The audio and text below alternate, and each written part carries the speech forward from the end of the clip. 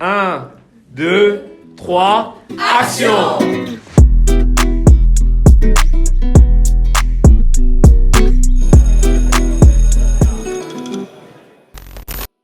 Bah déjà, je vous remercie de recevoir l'équipe Rêver est un crime ici, chez vous, au collège André Citroën. Alors, je vais commencer avec la première question. Quel est votre plus grand rêve? Bah moi mon plus grand rêve, c'est tout d'abord d'être heureuse et de faire le métier que je veux et d'avoir une belle vie. Vas-y, quelqu'un d'autre? Ouais, Wilson? Gagner beaucoup d'argent et profiter de sa vie. Allez-y, n'hésitez pas, n'ayez pas peur. Ouais. Moi, c'est devenir athlète. Devenir athlète? Athlète professionnel. Ok. Est-ce que vous pensez que pour réaliser ses rêves, il faut avoir des moyens? Par exemple, il faut avoir de l'argent pour réaliser ses rêves? Oui. Ça dépend? Oui, on est obligé les rêves. Elison, pourquoi oui? Parce que peut-être au début on n'a pas besoin, mais toujours à la fin on en aura besoin. Tu penses? Donc pour vous, en fait, au gros, au début, est-ce qu'on peut commencer sans argent? Oui. Ah oui? Ouais. Moi, je vous dis, c'est pas possible. On peut pas commencer sans argent. Expliquez-moi pourquoi on peut commencer sans argent. Donnez-moi un exemple. Attends, driver. Imaginons qu'on débute vraiment sans argent, qu'on n'a pas de diplôme, tout ça. On peut débuter facilement avec des petits boulots où on peut nous engager facilement. Après, avec le petit budget qu'on a, on peut investir correctement si on sait comment faire. Et après, on peut par exemple avoir un appart pour commencer, pour avoir au moins une habitation. Et après, plus on investit, plus on peut se trouver un boulot. Donc aujourd'hui, pour vous, si on voit, on commence, on fait un petit, entre guillemets, récapitulatif de tout ce qu'on dit depuis le début, c'est que quand je vous écoute, vous me dites qu'on peut entamer... enfin là, sur ça, on n'était pas trop d'accord. Vous me dites qu'on peut entamer ses rêves sans argent. Et quand je vous demande vraiment sans argent, vous me dites, bon, avec une petite base, tu vois. Et vous me dites d'un autre côté qu'aujourd'hui, il y a beaucoup de jeunes qui abandonnent leurs rêves parce qu'ils se comparent aux autres. Et l'opinion aussi. Et l'opinion des autres. Vous, en troisième, est-ce que le regard des autres, il a beaucoup d'importance pour vous? Non. En fait, ça dépend des gens. Il y a des gens, ça dépend. Les gens pas Non compris. mais oui, mais on dit qu'il faut pas se méfier du regard des autres et qu'il faut toujours... voilà, on s'en fout un peu des autres, faut penser à soi-même et tout. Mais en vrai, tout le monde se méfie du regard des autres quand même. Et pour vous, c'est quoi je veux dire comme ça, même la première phrase que je vais vous demander, c'est qui sont vos modèles, qui sont les personnes qui vous inspirent? Moi, c'est Steve Jobs.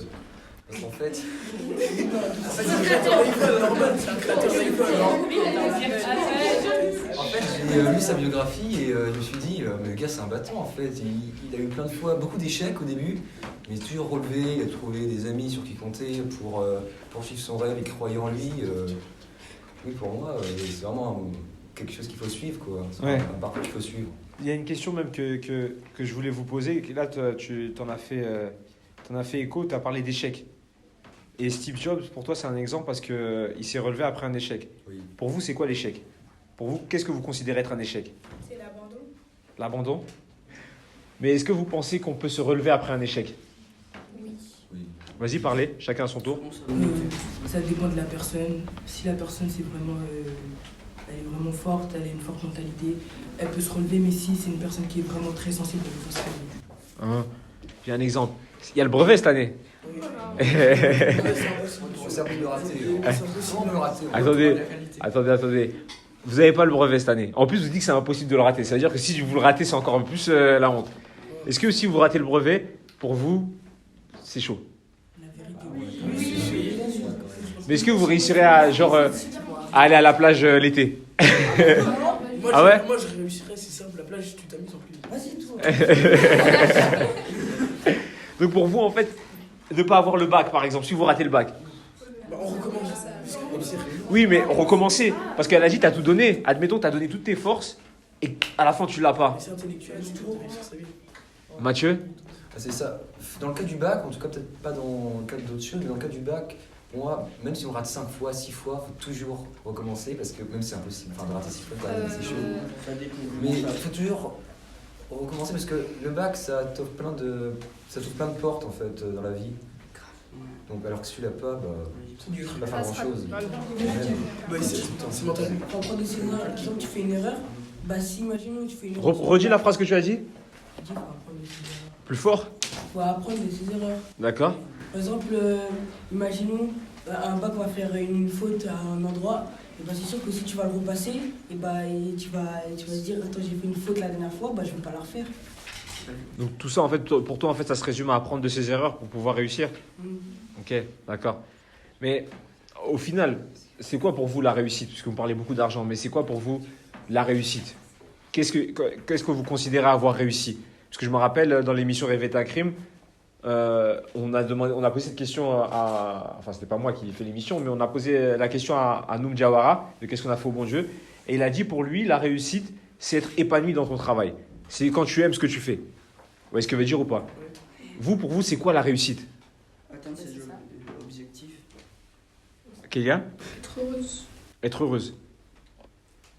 Pour moi, la réussite, c'est tout ce que tu voulais avoir au début, bah si tu l'as à la fin, bah c'est ça la réussite en fait. D'accord, ok. Là, bizarrement, là, j'ai plus entendu c'est quand t'es riche. Si, c'est ça, c'est quand t'es riche. C'est vrai que c'est un plus, ça c'est un plus. Elison? Bah déjà, faut être riche déjà parce que ça être riche, c'est dur quand même de gagner sa vie. C'est ça, il a posé une question intéressante. Pour toi, être riche, c'est quoi?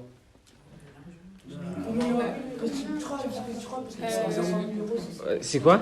Je sais pas moi, bah. Et pour toi, quand t'es riche, t'es heureux.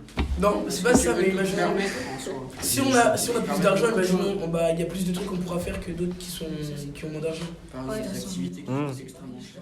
Et une petite question un peu pour vous embêter. Vous pensez pour avoir l'homme de sa vie et la femme de sa vie, il faut être riche? Non. Faut juste lui faire confiance. Elle a dit on s'en fiche. Elle cherche pas un riche. Avec toi. Bastien? Une personne t'aime pour ce que tu es, pas pour ton portefeuille. Waouh, c'est beau. On peut l'applaudir, ouais. La vie est différente, mon grand. Non, je rigole. D'accord. Est-ce qu'aujourd'hui, t'as peur d'avoir un échec? Est-ce qu'aujourd'hui j'ai peur de l'échec? Ouais. Pour vous dire vrai, ouais. En fait, la peur de l'échec, elle vient pour tout le monde tout le temps. C'est impossible que tu arrives à un moment et tu te dises que j'ai plus peur de l'échec. Ça vient. Mais est-ce que la peur de l'échec me domine? Non. Pourquoi? Parce qu'en fait, quand elle te domine, c'est qu'à ce moment-là, tu prends plus d'attitude. Vous voyez ce que veut dire ou pas? Si j'aurais... Comment? Tu peux plus agir par toi-même, t'es pétrifié. Ouais, voilà, t'es pétrifié, t'es totalement... comment on dit ça? T'es immobilisé. La peur immobilise. Donc aujourd'hui, la peur de l'échec, elle vient parce que surtout quand tu fais un métier artistique, bah, tu sais jamais comment ça va faire. Tu fais un film, tu sais pas s'il va marcher. On sait pas comment les choses vont se faire. Donc tu crois, tu vas. Mais non, aujourd'hui, elle me domine plus. Elle vient tout le temps parce que j'ai toujours des idées qui n'ont rien à voir avec ce qui est fait, donc des inspirations de je ne sais où. Et je vais toujours faire des trucs un peu différents. Mais ouais, elle vient, mais au final, elle me domine plus, ou plutôt, on va dire, je me bats pour pas qu'elle me domine. Oui. Donc, du coup, c'est quoi ton plus grand rêve? On m'a posé cette question-là un jour. J'étais avec des jeunes. Ils m'ont demandé c'est quoi ton plus grand rêve? Mon plus grand rêve, c'est que les autres croient qu'il est possible de réaliser leurs rêves. C'est pas mal. On peut applaudir, non? Non? Non? Ah, je fais ça. Ok. C'est tout pour vous? Parce que moi j'ai une dernière question pour vous. Si vous n'avez plus de questions pour moi, j'ai une question pour vous. Et chacun va répondre. Est-ce que pour vous, rêver est un crime?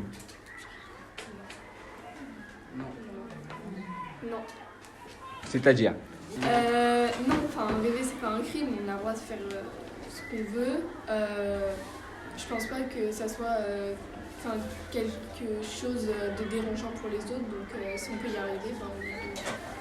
Rêver, c'est pas un crime, c'est même nécessaire pour se donner des objectifs pour l'avenir. Adam. Bah ouais, si par exemple on rêve de commettre un crime, bah, ça peut changer la vie. D'accord, ok. C'est vrai qu'à ce moment-là, ouais, rêver est un crime. C'est sûr. Mais ça peut être un crime si on rate complètement le rêve. Ok, donc l'échec pour toi fait de ton rêve un crime. Oui, pour soi-même. Vous savez pourquoi on dit que rêver est un crime? Parce que, vous l'avez un peu dit sans le dire, c'est qu'au final, vous savez ce que c'est un oxymore?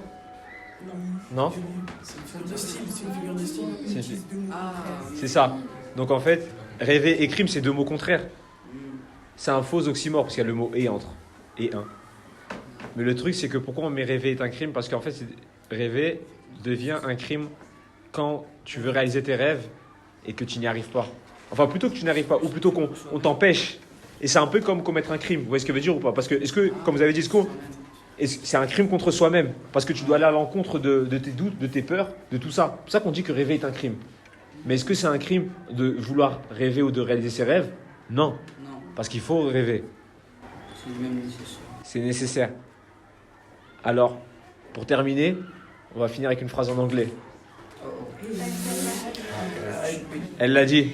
On va tous le dire ensemble. Tu l'as dit? Tu peux répéter, s'il te plaît? On va tous dire ça ensemble. Ça marche? Faudra parler fort, hein. Ok?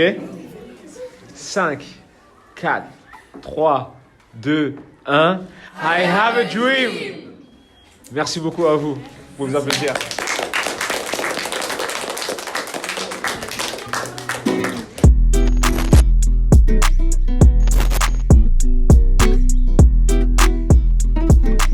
C'est intéressant en fait de voir leur façon de penser. On a tendance à se dire que les jeunes sont résignés ou à penser que les jeunes voilà, ils ont pas de rêve. Et ça me rappelle la réponse de Alix qui dit maintenant tous les jeunes ont des rêves, on a tous des rêves. On a tous des rêves et que pour eux c'est nécessaire de rêver. Et en fait on voit à cet âge-là, en troisième, qu'il y a une détermination. Qu'il y a une détermination, une envie de réussir, une envie d'aller de l'avant. Mais de l'autre côté, il y a aussi une peur de l'échec. Je pense qu'aujourd'hui, je vais un peu reprendre ce qu'eux ils ont dit, c'est que je pense qu'aujourd'hui tu peux réussir. Tu vois, aujourd'hui en France tu peux réussir. Ça dépendra de toi. C'est vrai que c'est plus difficile parce que on va dire que l'entrepreneuriat, tout ce qui est un peu les formes artistiques, etc., ne sont pas vraiment mises en avant, peut-être comme dans d'autres pays, etc. C'est pas vraiment mis en valeur. Et on va dire l'élément déclencheur, c'est vraiment ce concept-là, ce court-métrage qu'on a fait où en fait il est interdit de rêver, où on a un peu un inspecteur qui fait face à une jeune qui a réalisé ses rêves et qui lui dit que rêver est interdit, que ce soit dans une société où le rêve est prohibé et où en fait il est interdit de rêver. Et de ça en fait est né le projet Rêver est un crime. Le message que j'aurais à faire passer, c'est croyez en vous, croyez en vos rêves et c'est tout en fait. C'est vraiment croyez en vous, croyez en vos rêves et c'est déjà beaucoup. Parce qu'à partir du moment où j'ai commencé à croire en moi, j'ai commencé à croire en mes rêves, j'ai déjà fait un pas. Et là, en fait, des personnes viendront se placer pour pouvoir m'aider à construire.